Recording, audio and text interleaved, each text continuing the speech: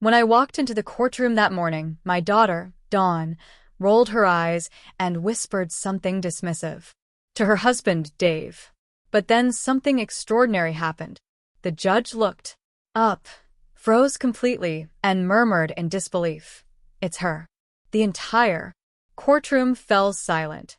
None of them had any idea who I really was until that moment. That trial changed everything. My name is Maeve.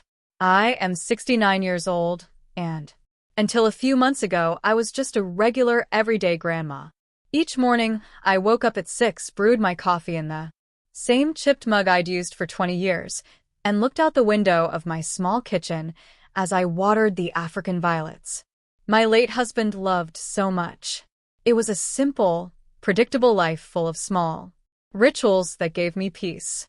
For 45 years, I was the mother who sacrificed everything for my only daughter, Dawn.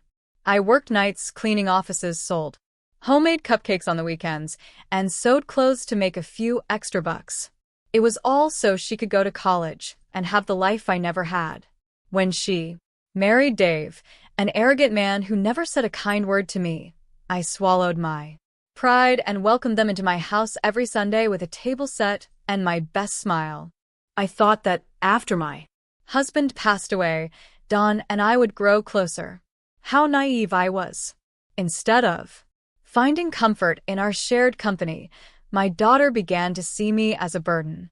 Her visits became obligatory and cold, her calls less frequent, and her excuses for avoiding me grew more and more creative.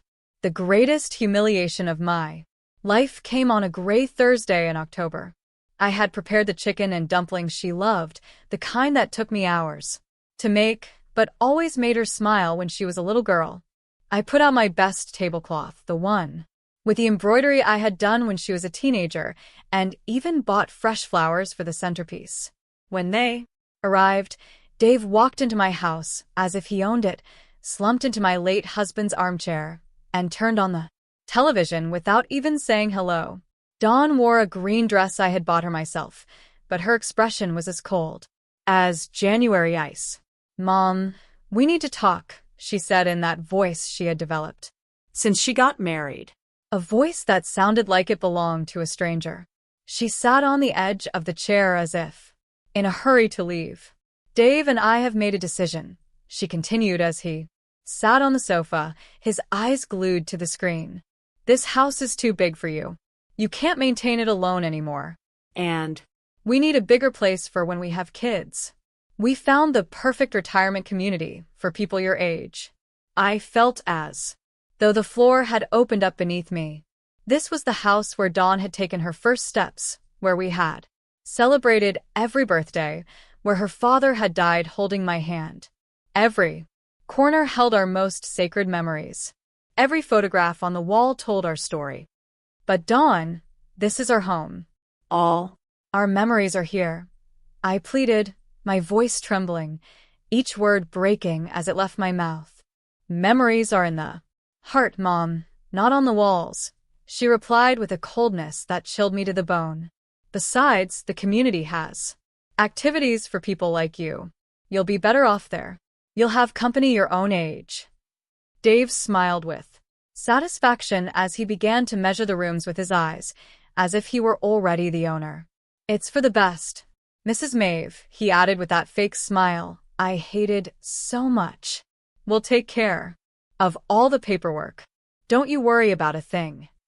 My heart shattered into 1,000 pieces. My own daughter, the child for whom I had sacrificed my youth, my health, and my dreams, was throwing me out of my own house to give my home to that despicable man. Tears threatened to fall, but I swallowed them back. I wouldn't give them the pleasure of seeing me cry. "I need time to think," I murmured with what little dignity I had left. "There's not much to think about, Mom," Dawn replied, standing up. "It's already decided. They're coming to appraise the house next week." And with that, they left. They left my chicken and dumplings untouched, my flowers wilting, and my heart in pieces on the table where we had once been a happy family. That night, I couldn't sleep. I sat in the kitchen staring at the photographs on the wall. Dawn is a baby. Dawn on her first day of school. Dawn on her graduation day. In every picture, I was there holding her, hugging her, smiling. With pride.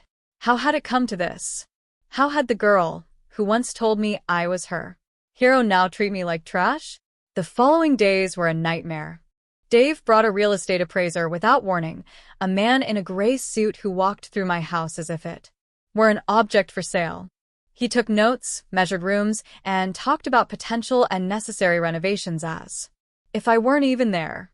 Dawn accompanied him, nodding at every disparaging comment about my home. The pipes are old, the appraiser said. And these kitchen tiles are dated. You'd have to change everything. My husband had put in those tiles with his own hands when Dawn was 10 years old.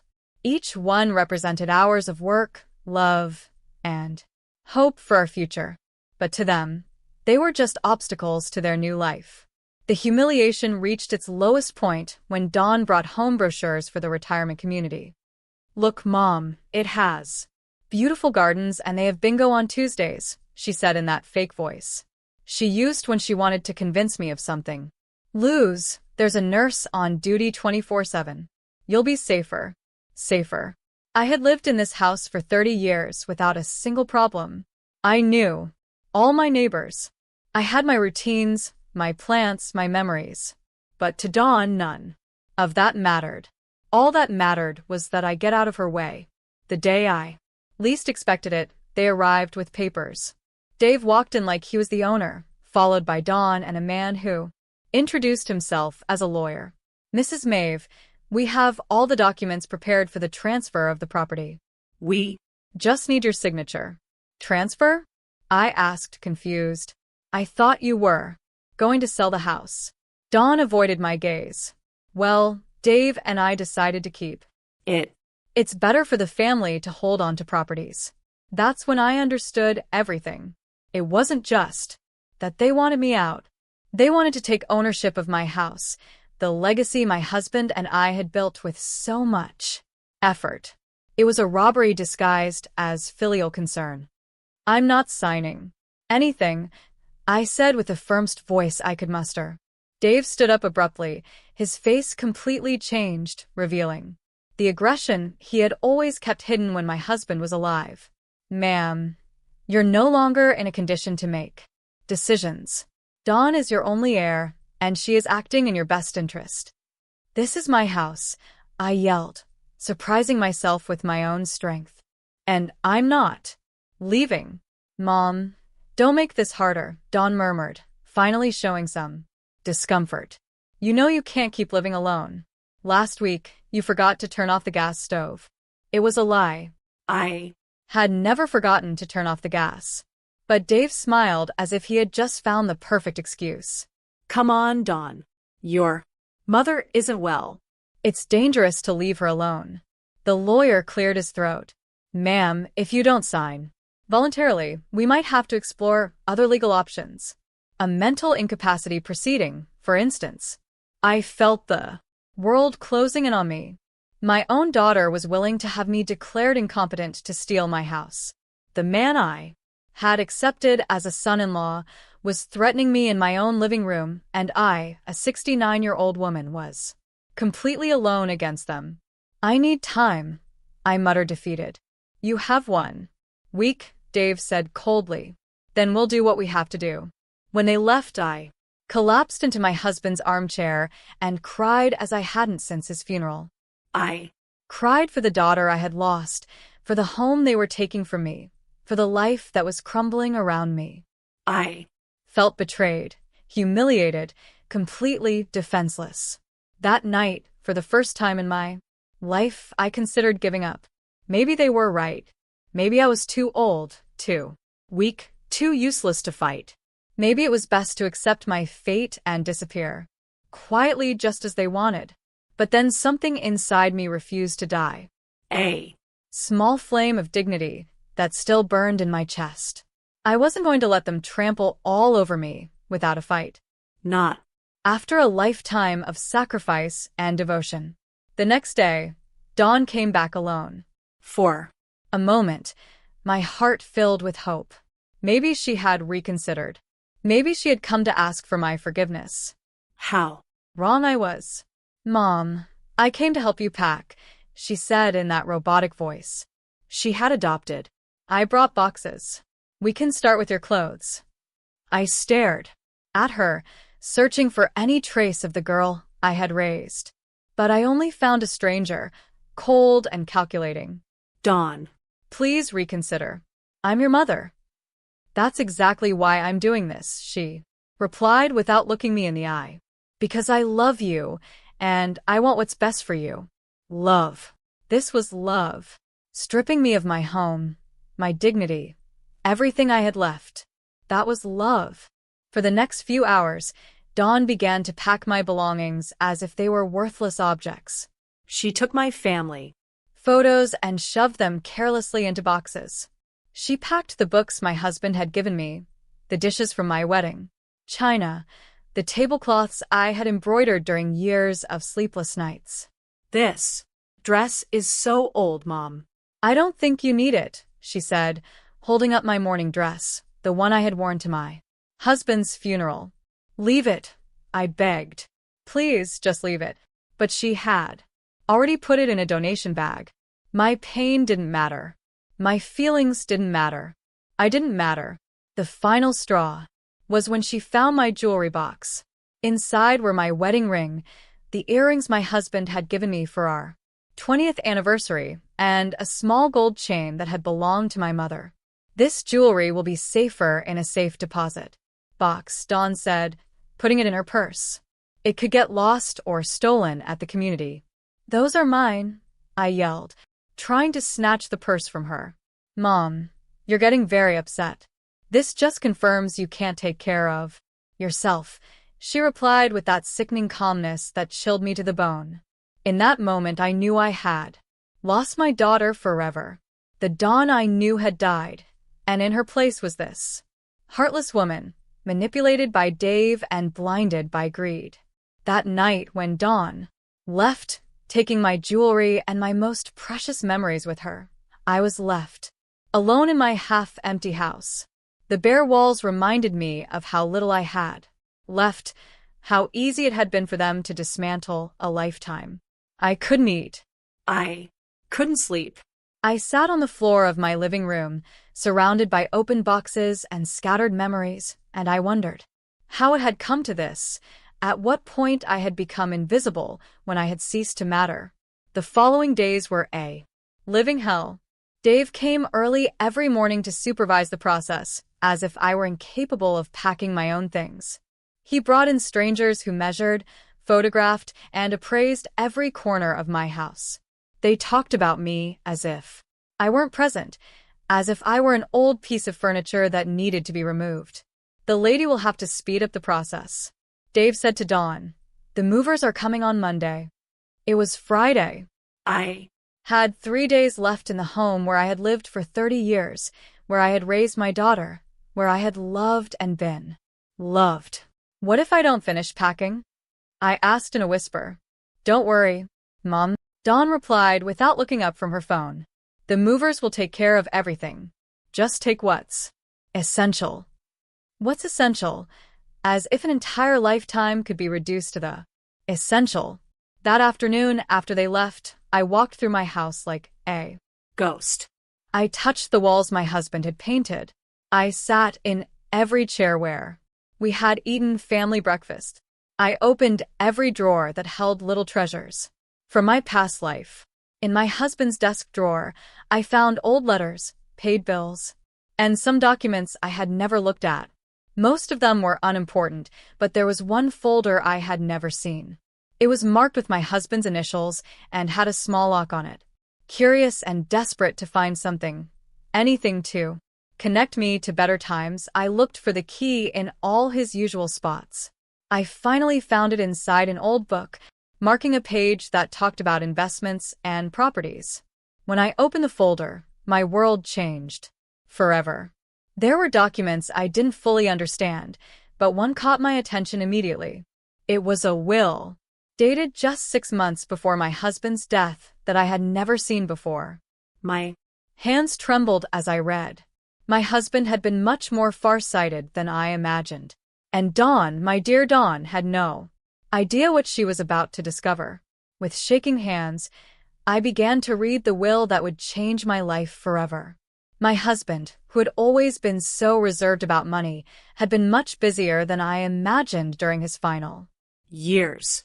The document revealed that my dear husband hadn't just been the modest employee I believed him to be.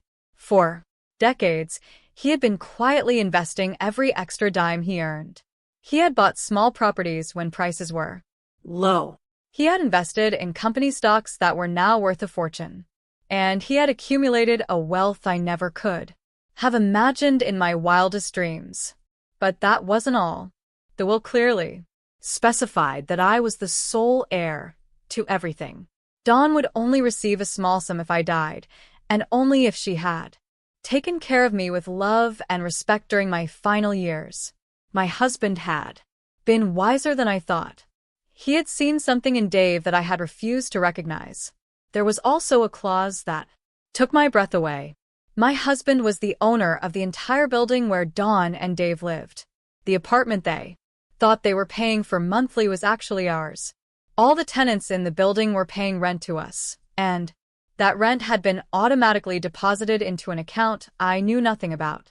With trembling fingers, I searched through the papers until I found the bank statements. The amount was astronomical.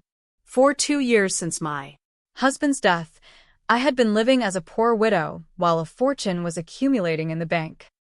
There were more surprises. My husband owned shares in the company where Dave worked. Not just minor shares, but a significant enough stake that he could practically influence the company's decisions. There were also investments in restaurants, small businesses, and even a large piece of land on the outskirts of the city that was now worth millions. I read and reread every document, every contract, every certificate. Everything was there, perfectly organized and legal. My husband had built a silent empire, and I was its empress without even knowing it. But what impacted me most was a personal letter I found at the end of the folder. It was in my husband's own handwriting addressed to me. My dearest Maeve, the letter said, if you are reading this, it means I am no longer with you. And you have found this treasure I kept for you. Forgive me for not telling you while I was alive, but I wanted it to be a surprise for your golden years. You always worked so hard. You always sacrificed so much for Dawn and me that I wanted to make sure you would never want for anything. Tears began to roll down my cheeks as I continued reading. I must also confess something. I never completely trusted Dave. There's something about him I don't like. An ambition that worries me. That's why I structured everything this way. If Dawn takes care of you and respects you as you deserve, she will have a comfortable life. But if she ever treats you badly, or tries to take advantage of you, you have all the power to protect yourself. My husband had foreseen exactly what was happening. He had seen right through Dave from the beginning and had prepared my defense before he died. Use this power wisely, my love. Not to hurt, but to protect yourself and to teach. Deep down, Dawn is a good person. She's just confused. But if you need to defend yourself, you now have the tools to do it. Signed, your husband who loves you. For all eternity. I sat on the floor of my living room, surrounded by documents worth millions, crying for the wise man I had lost and for the daughter I was about to lose. But for the first time in months, they weren't tears of defeat. They were tears of gratitude, of hope, and yes, also of silent satisfaction. Dawn and Dave thought they were stripping me of everything. They had no idea that I owned the building where they lived, the shares of the company, where he worked, and properties all over the city. They thought they were throwing me out of my house to take it for themselves, not knowing that this house was the least valuable thing I owned. That night, I didn't sleep. But for the first time in weeks, it wasn't because of sadness. It was because my mind was working, planning, calculating. My husband had given me more than money. He had given me power, and now I had to decide how to use it. Monday morning. arrived with a light rain tapping against the windows. Dawn and Dave showed up early with the movers, expecting to find me packed and ready to leave. Instead, they found me sitting calmly in my favorite armchair, sipping tea as if it were any other day. "Mom, what are you doing?" "The movers are already here," Dawn said with that impatience she had developed. "I'm not leaving anymore," I replied with a calmness that surprised even me. Dave came closer with that threatening smile I knew so well. "Mrs. Maeve, we already Talked about this. You don't have a choice." I looked him straight in the eyes for the first time in years. "You're right, Dave. I don't have a choice. But it turns out you don't either." Something in my tone must have alerted them, because Dawn came closer with a worried expression. "What are you talking about, Mom?" "I'm talking about the fact that I just discovered something very interesting. About my financial situation," I said, taking another sip of tea. "But don't worry, you'll understand everything Soon." Dave and Dawn looked at me with that expression they reserved for when they thought I was talking nonsense. But I was no longer the same scared woman from the week before. I had a plan and, most importantly, I had the power to execute it. "Mom, enough with the games," Dawn said with irritation. the "Movers are waiting, and they have other jobs after ours." "Then they can leave," I replied calmly. "Because they're not moving a single thing here." Dave stood up abruptly. "Ma'am, I don't think you understand the situation. You no longer have a choice in this matter." "On the contrary, Dave, I think it's you who doesn't understand the situation." I Slowly got up from my chair and walked to the desk where I had left some of the documents I had found. Not all of them, just a few that I needed for this conversation. Did you know that your apartment, the "One you've been living in for 3 years, has never been paid to the real owner?" Dawn frowned. "What are you talking about?" "We pay it religiously every month." "Yes, but you pay it to a property management company that in turn deposits the money to me because I own the entire building." The silence that followed was deafening. Dave was the first to react with a nervous laugh. "That's impossible. You live on a measly pension." "I lived on a pension because I chose to," I replied, enjoying every second of their confusion. "My husband was much smarter than any of us imagined." I showed them one of the property deeds. Dawn took it with trembling hands and read it 1, 2, 3 times. This can't be real," she murmured. "It's as real as the fact that you were throwing me out of my own house to take it for yourselves. But it turns out this house is the least valuable thing I own." Dave Snatched the document from Dawn's hands. His face turned pale as he read. "This has to be fake, a forged document. You can verify it whenever you like," I said, with a smile I hadn't felt in months. "In fact, I encourage you to do so. Dawn collapsed onto the sofa as if her legs had been cut out from under her. "Why didn't you ever tell us anything?" "Because I didn't know myself until 3 days ago. Your father kept the secret to protect me." What a visionary he was. Dave began to pace the room in circles, clearly agitated. "This changes everything, Dawn. If your mother really owns the building, it means she can evict you whenever she wants, along with all the other tenants who have been paying me on time for 2 years. I completed the sentence for him. "You can't do that," Dawn said, her voice cracking. "We're family." "Family?" The word came out of my mouth with more bitterness than I intended. "Like when you were going to declare me mentally incompetent to steal my house. Like when you packed my memories as if they were trash. Like when you took my mother's jewelry." Dawn began to cry. But they were no longer the manipulative tears she had learned to use. They were tears of genuine terror. "Mom, please. We can fix this. It was all Dave's idea." "Dawn."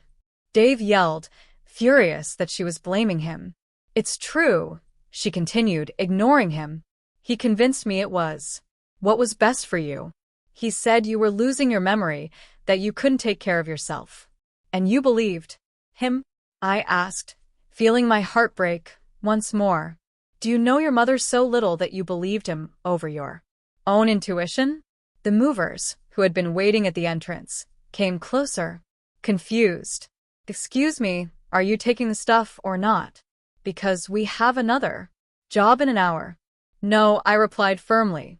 "Nothing is being moved here. You can go." Dave came closer to me with that aggression he had always kept hidden. "This isn't over, old lady. We're going to challenge those documents. We're going to prove they're fake."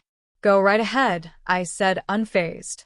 "In the meantime, I hope you have enough money saved to find somewhere else to live, because on the first day of next month, you're going to receive an eviction notice."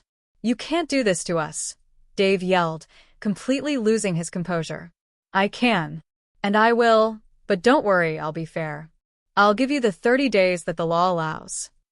Dawn stood up abruptly from the sofa. "Mom, please, you have to understand. Dave told me that if I didn't convince you to move, he would leave me. He said he couldn't stand living knowing you were here alone, being a danger to yourself. And that justifies everything you did to me?" I asked. "It justifies treating me like trash, packing my memories without care, taking your grandmother's jewelry." "I'll give it back to you right now," Dawn said, desperately searching through her purse. It's too late for that, Dawn. Dave came closer again, but this time his attitude was different. He was no longer threatening, but almost pleading. "Mrs. Maeve, we can come to an agreement. Dawn is pregnant. Are you really going to throw your grandchild out on the street?" I felt as if I had been punched in the stomach. Dawn was pregnant, and she hadn't told me. I was going to be a grandmother, and I found out as a piece of blackmail. "Is it true?" I asked Dawn. She nodded through her tears. I wanted to tell you. A different way. I wanted it to be a special surprise.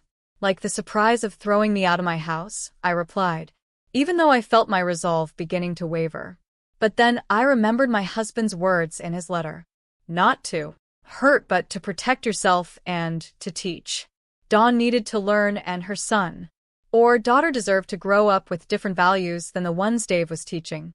The news of the pregnancy disarmed me for a moment, but then I remembered all the pain they had caused me. A baby didn't erase the humiliation, the contempt, or the months of suffering they had put me through. "Congratulations on the baby, Dawn," I said with a calmness that was hard to maintain. "But that doesn't change what you did to me." Mom. "Please," Dawn pleaded, "think about your grandchild. Do you really want them to grow up without knowing their grandma?" "Their grandma was here all along," I replied. "You were the ones who decided to get rid of me." Dave tried one last manipulation. "Mrs. Maeve, if you really have as much money as you say, why don't you help us instead of punishing us? We could be a united family." I looked at him with the contempt he deserved. A united family, like when you threatened to have me declared mentally incompetent, like when you turn my daughter against me. I never quiet. Dave. I interrupted him with an authority. I didn't know I possessed. "I have heard enough of your lies." The movers had left, leaving us alone in the tension that filled the entire house. Dawn cried silently. Dave paced like a caged animal, and I felt strangely calm. For the first time in months. "Here's what's going to happen," I announced. "You have 30 days to find somewhere else to live. During that time, I don't want to see you around here unless it's a real emergency." "And after that," Dawn asked, her voice broken. "After that, we'll see if you've learned anything about respect and family." Dave exploded. "This is emotional blackmail. You're using your money to manipulate us." Manipulation? The word made me laugh bitterly. Like when you used my supposed mental incompetence to manipulate me. Like when you used my mother's love to blackmail me. "It's different," Dave murmured. But he didn't even sound convincing to himself anymore. "You're right," I admitted. "It is different, because I actually have the power I'm using." Dawn got up from the sofa with slow movements. "Is there anything we can do to make you change your mind?" "Yes," I replied without hesitation. "But I don't think Dave is willing to do it." "What is it?" she asked, clinging to that hope. "I want an apology. A real sincere apology for every humiliation you put me through. I want you to admit that you treated me like trash. And I want Dave to admit that this was all his idea. Dave's face turned red with anger. I'm never going to humiliate myself in front of you. Then get ready to move, I said simply. Dawn looked at him pleadingly. Dave, please. She's my mother. She's your mother-in-law. We can swallow our pride for our child. No, he yelled. I'm not going to bow down to this manipulative old woman. The insult hung in the air like a slap. Dawn's mouth fell open, finally seeing her husband without the lenses of blind love. Manipulative old woman, I repeated softly. Interesting. That's what you really think of me, Dave. No, Dawn murmured. But he had already lost control. Yes, that's what I think. A bitter old lady who can't stand to see her daughter happy. That's why she made up this whole story about the money. Made up. I walked to the desk and took out more documents. Did I also make up these bank statements? Did I make up these property deeds? Did I make up these stock certificates? I put each document on the dining room table, one by one, until the surface was covered with irrefutable proof of my fortune. Dawn came closer and began to examine the papers with trembling hands. Oh my God, Mom. This is real. It's all real. Very real, I confirmed. And now you understand why your husband is so desperate to discredit me. Dave tried. One last gambit. Dawn, you can't believe your mother hid all this for years. She's a liar. No, Dawn suddenly yelled, surprising us all. Stop it, Dave. Just stop. She turned to me with tears streaming down her cheeks. Mom, forgive me. Forgive me for everything. You're right. I treated you like trash.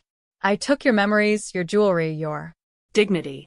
And the worst part is that I did it because he convinced me you were a burden. Dawn, don't listen to her. Dave tried, but she ignored him completely.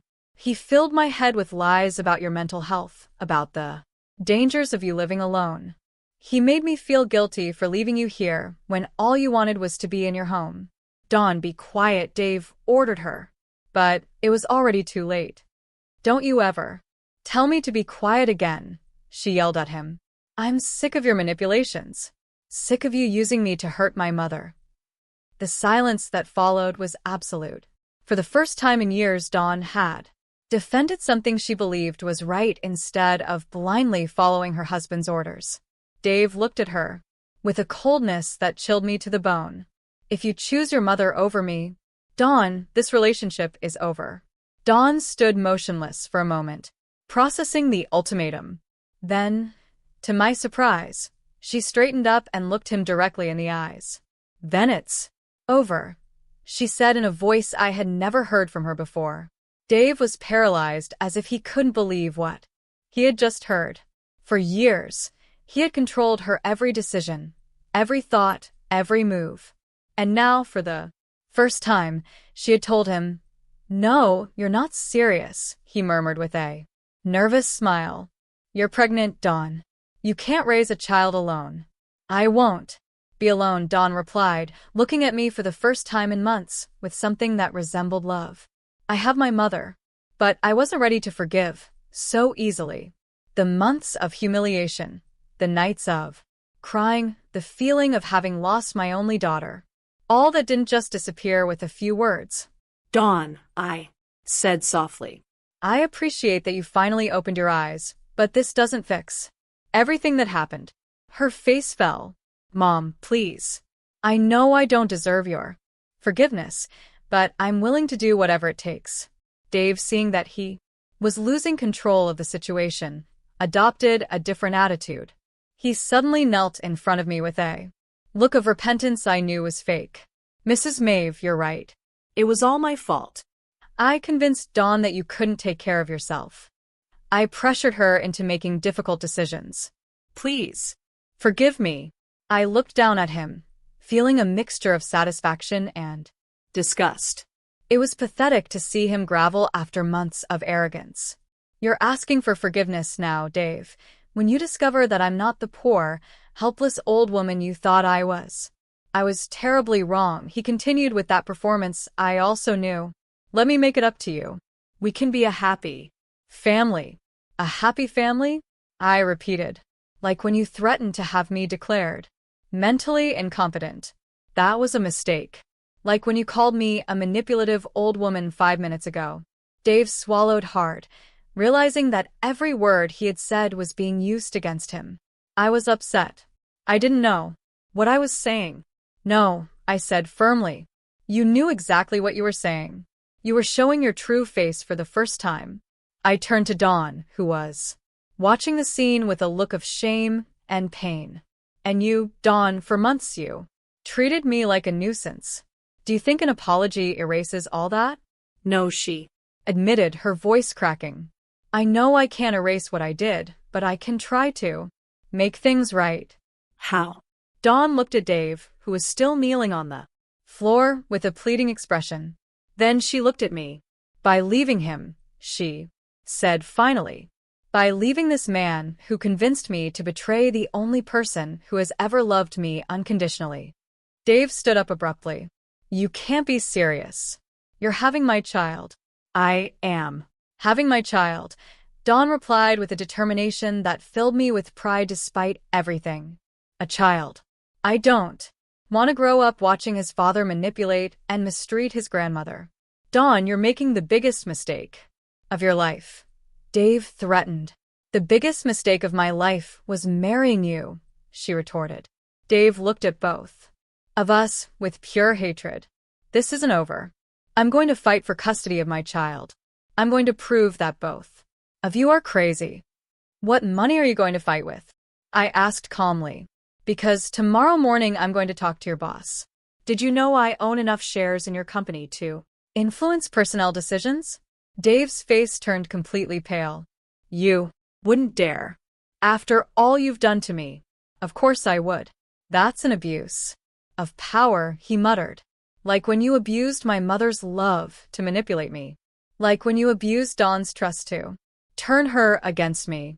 Dave headed for the door, but stopped before leaving.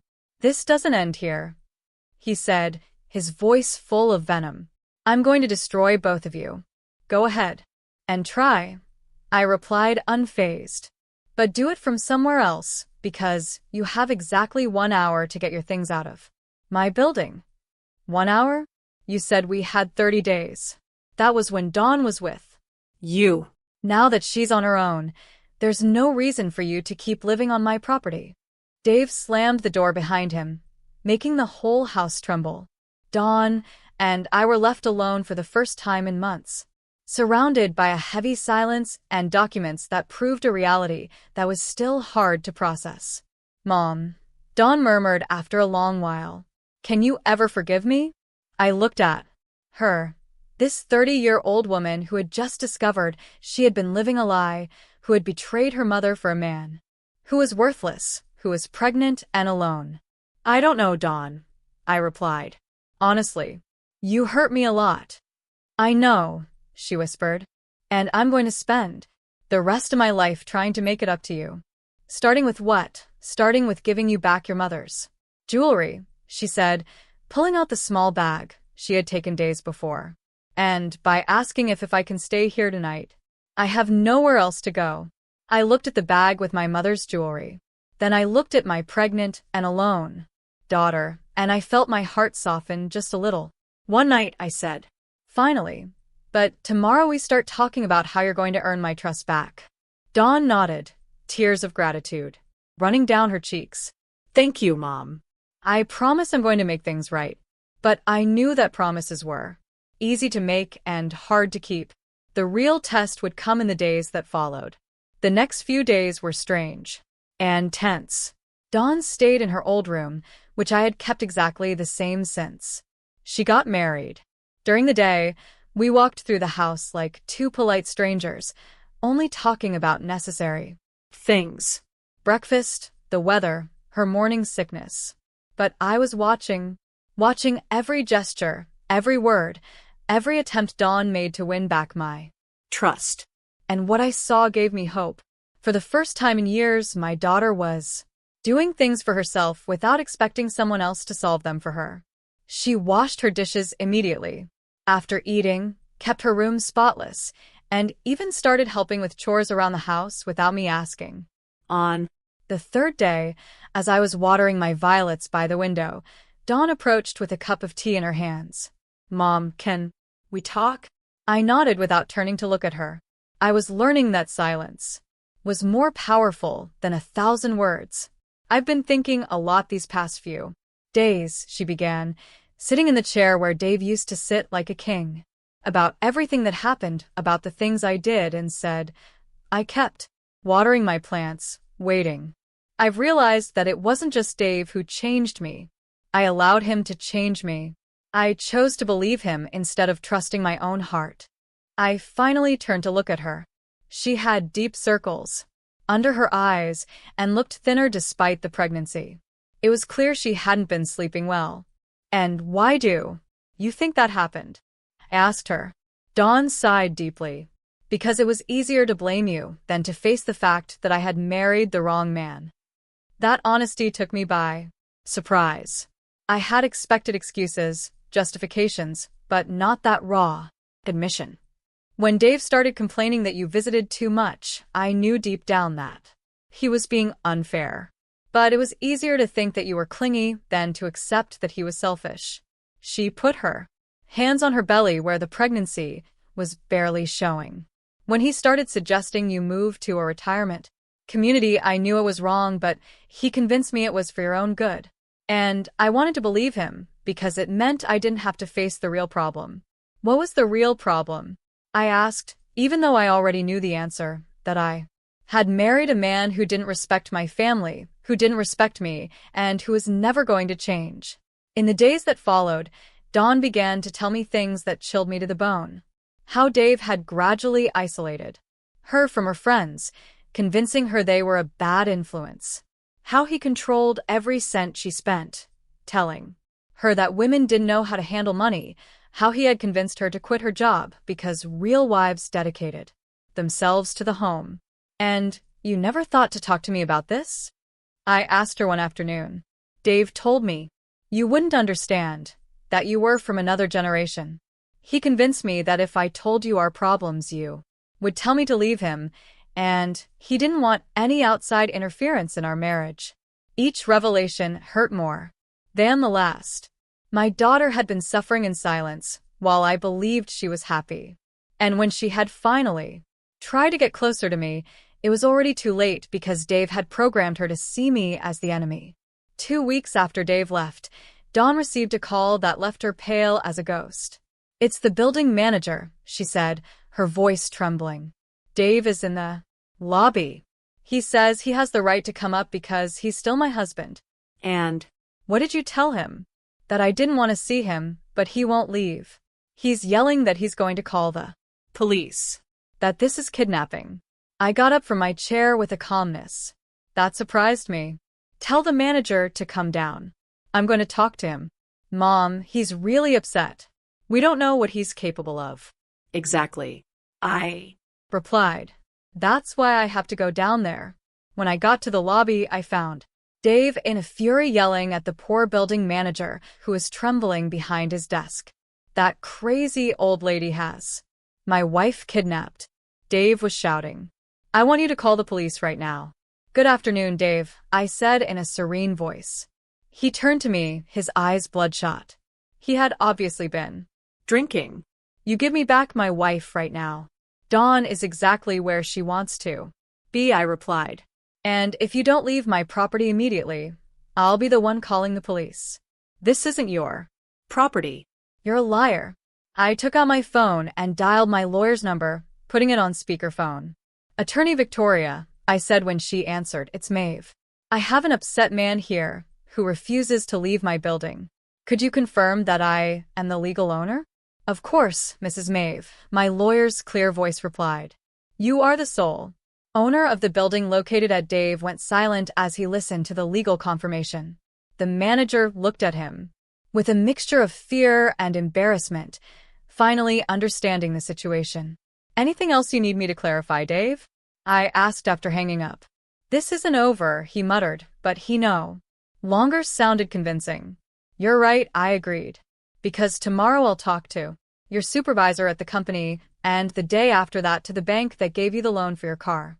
Contacts are Useful when you have enough money. Dave left without another word, but I knew he would be back. Men like him don't give up easily. 2 months later, the day of the trial arrived like a storm we had been waiting for. Dave had made good on his threat and sued us for parental alienation and financial manipulation, asking for full custody of the baby Dawn was carrying.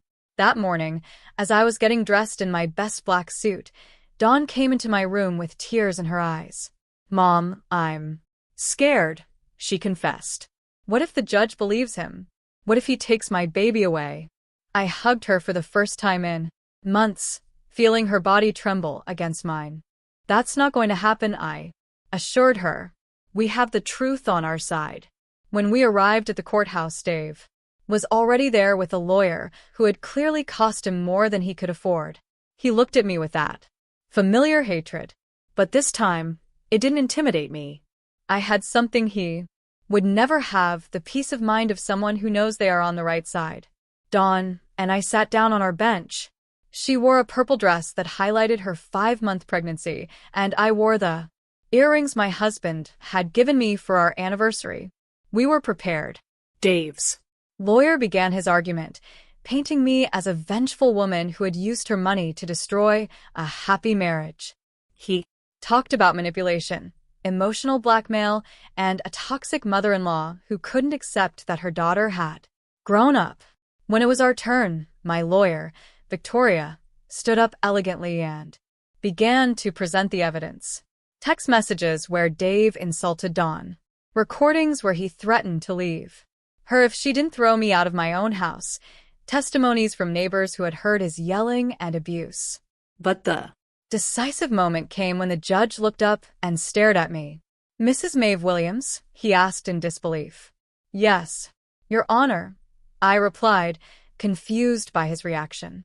The judge took off his glasses and studied me carefully. "Did you work at the family court 30 years ago?" My heart stopped. "Yes, Your Honor. I was a secretary for Judge Miller. You helped me when I was an intern. You taught me how to organize files. You brought me coffee when I worked late. You were always kind to me when everyone else treated me like I was invisible." The entire courtroom fell silent. Dawn looked at me in amazement. Dave turned pale, and I felt as if the world had stopped. "Your Honor, I am Judge David Morales," the judge continued. "Do you remember me?" And then I saw it under the gray hair, the wrinkles, and the authority was the shy young man who had worked in my office decades ago. The boy I had defended when other lawyers made fun of him. The one I had encouraged when he doubted his abilities. "David," I murmured, feeling my eyes fill with tears. "Of course, I remember you." The judge smiled, and for a moment he was that insecure young man again, looking for approval. "I never forgot your kindness, Mrs. Maeve. You told me that one day I would be a great judge when even I didn't believe it." Dave and his lawyer exchanged panicked glances. They knew they had lost before they even began. "Your Honor," Dave's lawyer interjected, "I believe this constitutes a conflict of interest." "There is no conflict," Judge Morales replied firmly. "There is only justice, and after reviewing all the evidence presented, it is clear that Mr. Dave Foster has been the only manipulator in this story." The verdict was resounding. Dave lost all his rights to the baby and was prohibited from approaching Dawn and me. He also had to pay the legal costs and a settlement for emotional damages. When we left the courthouse, Dawn hugged me as she hadn't since she was a child. "Mom, how is it possible that the judge knew you?" "Life goes in circles, honey," I replied. "And kindness always comes back to you when you least expect it." 6 months later, when my granddaughter Serenity was born, I understood that everything had been worth it. Dawn had regained her essence. She had become the loving mother I always knew she could be. One afternoon, as we rocked the baby in the garden of our house, Dawn asked me a question I had been waiting for. "Mom, have you really forgiven me?" I looked at her This woman who had grown so much in such a short time, who had learned to value what was truly important. "I forgive you, Dawn," I said finally. "But more importantly, you've learned to forgive yourself."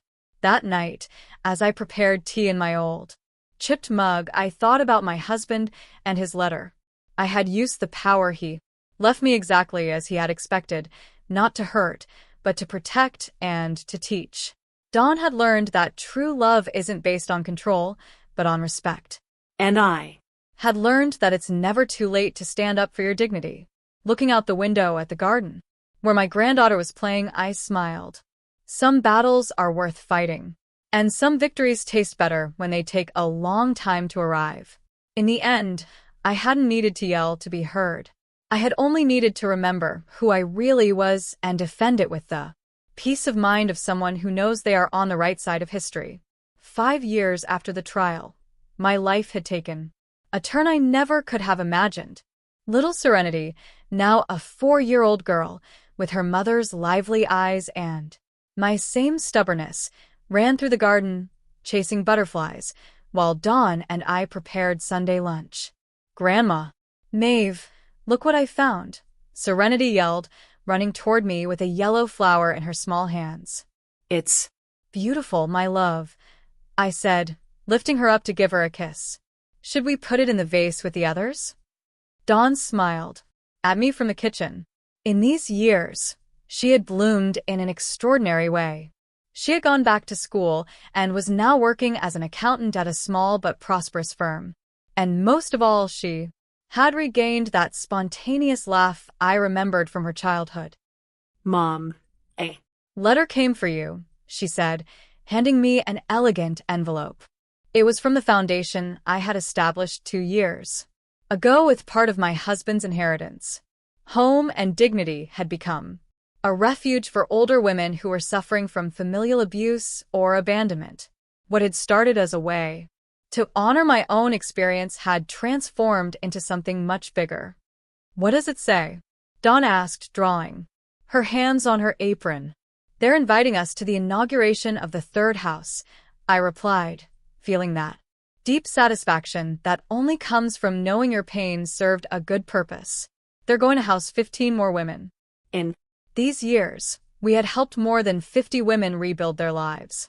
Some arrived, as I had been, stripped of their dignity by ungrateful children or abusive relatives.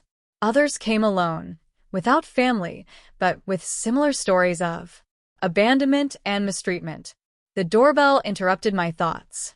Dawn went to open it and came back with a mysterious smile. "Mom, you have a visitor." Behind her appeared retired Judge David Morales, accompanied by an elegant woman with silver hair. "Mrs. Maeve," he greeted me with that warm smile he had kept since he was young.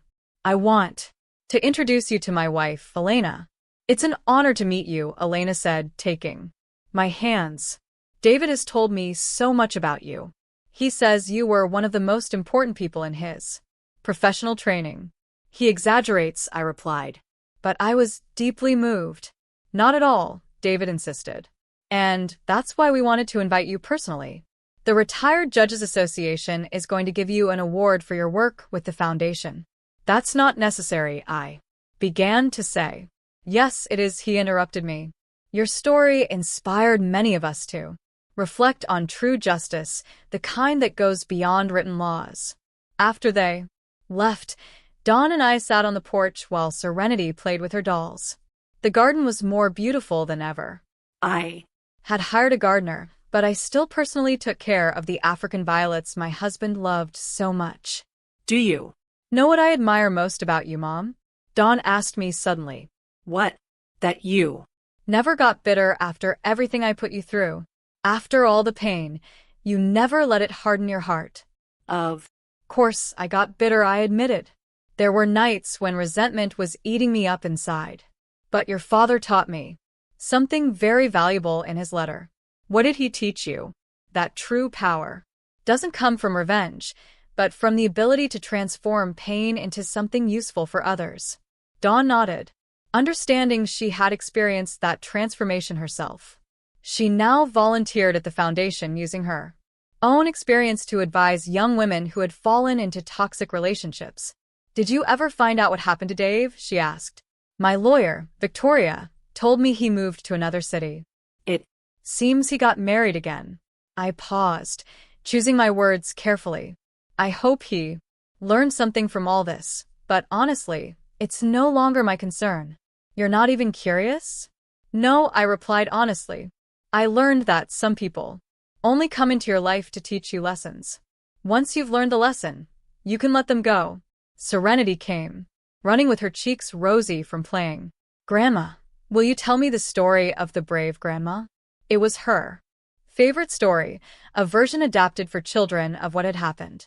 In my version, the grandma discovered she had magical powers and used them to protect her family from a big bad dragon.